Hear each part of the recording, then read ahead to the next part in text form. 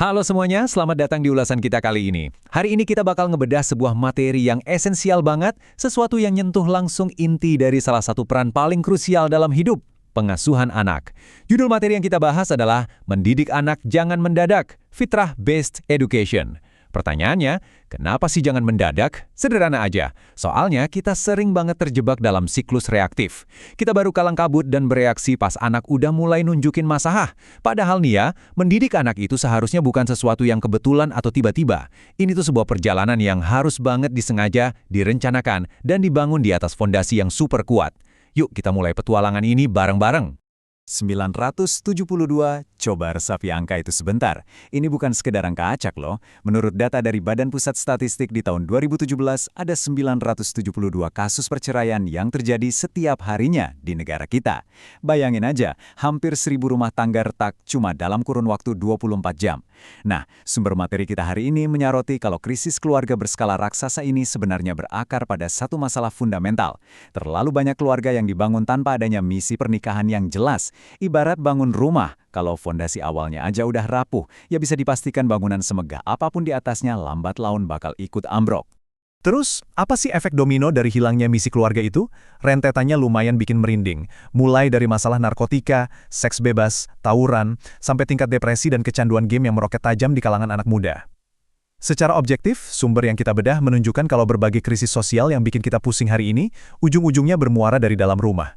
Ini adalah produk langsung dari minimnya pendidikan yang disengaja di ruang keluarga kita sendiri. Logikanya gampang aja sih, ketika rumah nggak lagi jadi tempat pendidikan utama yang hangat, dunia luarlah yang bakal ngambil alih peran itu. Dan pastinya, dengan segala risiko yang ikut di belakangnya. Oke, mari kita bedah lebih dalam.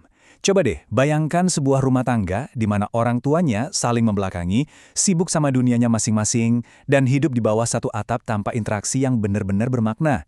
Ya, ini adalah potret nyata dari keluarga tanpa misi pernikahan. Nggak ada proses mendidik di sana, nggak ada obrolan dari hati ke hati, dan nggak ada tuh yang namanya upaya buat saling mencahayakan potensi satu sama lain. Ketidakpedulian yang mungkin awalnya kerasa sepele ini, secara diam-diam nyiptain ruang hampa di hati anak-anak. Dan ruang hampa inilah yang akhirnya jadi bahan bakar utama buat isu-isu sosial yang baru aja kita obrolin tadi. Tapi tenang, kita nggak bakal berhenti cuma buat meratapi masalahnya kok. Untuk membedah solusi dari materi ini, kita udah siapin peta jalan yang jelas. Kita mulai dari krisis pengasuhan masa kini, terus kita bahas cara mengembalikan fitrah yang hilang, lanjut ke metafora benih menjadi pohon, memetakan tahapan usia dan tanggung jawab, dan terakhir kita tutup dengan membedah peran spesifik ayah dan ibu. Jadi kita bakal ngerangkai konsep-konsep ini jadi satu gambaran utuh yang gampang banget buat dipraktekan. Oke, mari kita masuk ke bagian solusinya.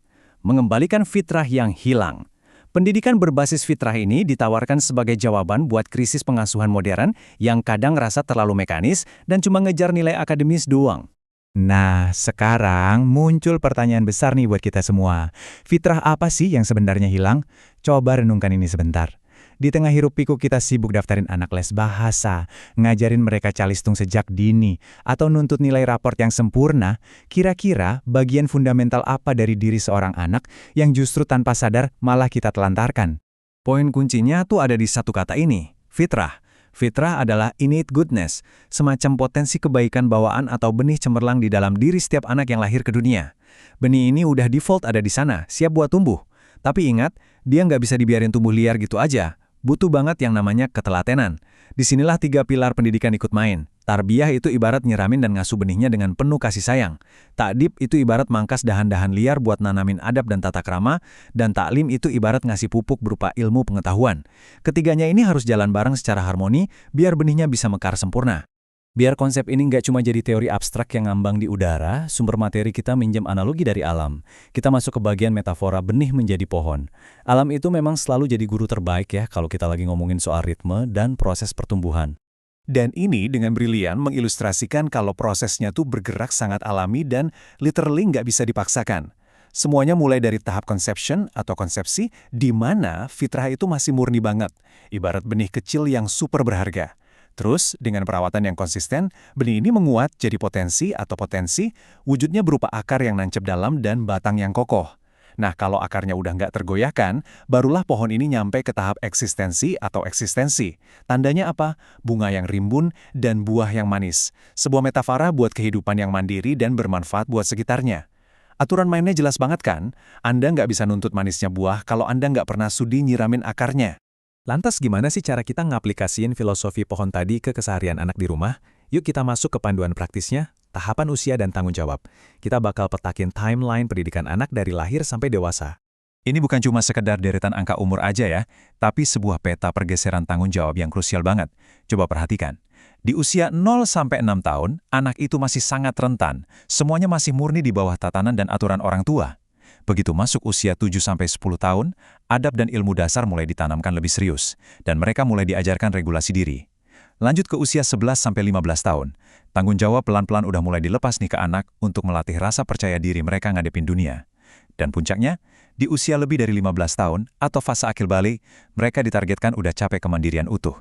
Jadi, beban tanggung jawab itu bergeser pelan-pelan dari pundak orang tua, pindah mulus ke pundak anak. Yang bikin makin menarik di sini adalah pergeseran fokusnya. Di 6 tahun pertama, menu utamanya itu tarbiyah dan ta'dib. Intinya berkutat di mengasuh, memeluk, dan ngenalin kebiasaan baik dengan cara yang lembut banget. Tapi begitu anak masuk gerbang sekolah di usia 7-15 tahun, pendulumnya geser mantap ke arah ta'dib dan ta'lim.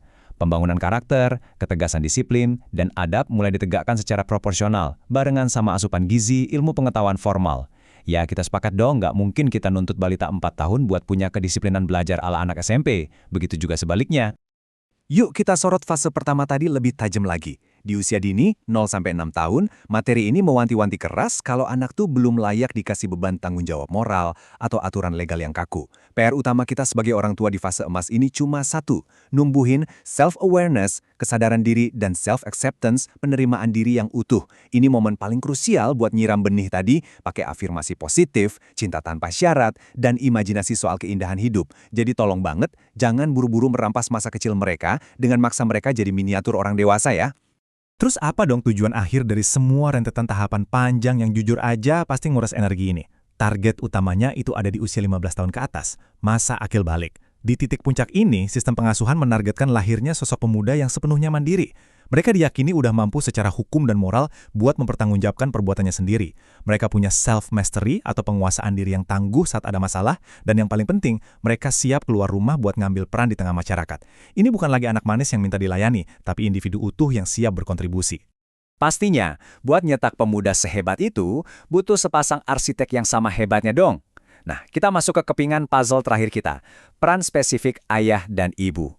Gimana sih ayah dan ibu kerja bareng mengeksekusi visi ini? Ayah dan ibu itu punya peran yang beda banget. Tapi justru disitulah letak kekuatan supernya. Mereka emang dirancang buat saling melengkapi.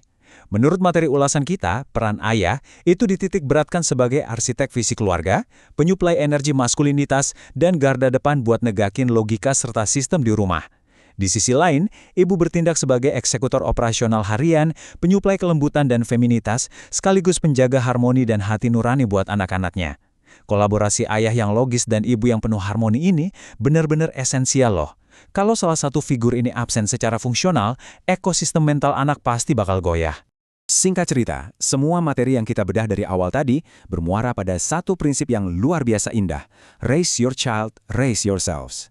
Angkat martabat anakmu, maka sejatinya kamu lagi ngangkat martabat dirimu sendiri. Pas tahapan perkembangan anak itu dihormati, dan ayah ibu legowo ngejalanin perannya secara berdampingan, maka misi keluarga buat nyetak manusia beradab udah berhasil. Karena sebenarnya, mendidik anak itu adalah proses pendewasaan buat kita sendiri sebagai orang tua. Sebagai penutup ulasan kita kali ini, saya pengen Anda bawa pulang satu mantra kuat ini. Ingat-ingat terus setiap kali lagi interaksi sama anak di rumah, menumbuhkan sebelum membentuk, membentuk sebelum mengajarkan. Jangan pernah dibalik ya urutannya. Kita harus sabar, mastiin benih fitrah anak tumbuh subur dan bahagia dulu, baru pelan-pelan kita bentuk adab dan karakternya. Nah terakhir, baru deh kita jejali sama ragam ilmu pengetahuan. Pertanyaan yang harus kita renungkan sama-sama hari ini adalah, dalam mendidik generasi penerus kita, sudahkah kita bersabar, menumbuhkan akar yang kuat di dalam tanah, atau justru kita lagi sibuk maksa buahnya buat cepat-cepat dipanen? Menarik kan? Terima kasih banyak udah nyimak ulasan ini dan selamat merawat benih terbaik Anda di rumah.